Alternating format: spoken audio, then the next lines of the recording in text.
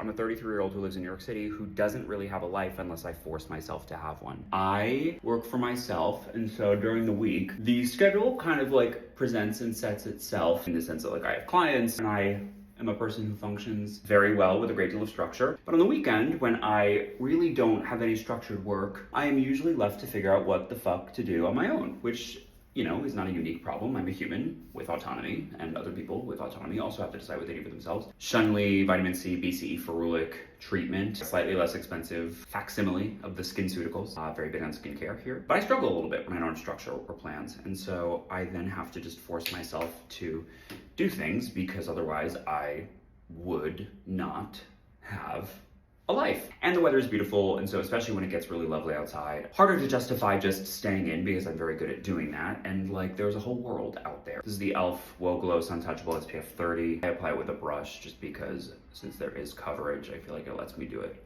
more evenly. I'm like, I can't be the only adult who feels like, okay, I have a relative handle on my life. Things aren't bad by any means, but I am often left with a lack of structure and I have to figure out what the fuck I want to do, and I flail a little bit. I work hard enough during the week that I don't just want to sit inside and get more things done. Part of my work is content, so haven't escaped it entirely, but don't really want to, and that's sort of the truth of the matter. New York City is a big city and it's exciting, and I take it for granted because I have lived here for so many years now, and you gotta get out and you gotta do something. He says aloud so that he hears himself say it. So let's see what this day holds, because I genuinely don't know yet, but I do know that I need to force myself out of my apartment. I know I'll go to the gym, and I am meeting up with my parents for a few minutes later in Midtown. But beyond that, it's a pretty unglamorous, unstructured life for Justin Schumann. There's nothing wrong with that, and there's also nothing especially fantastic about that. But I feel like that,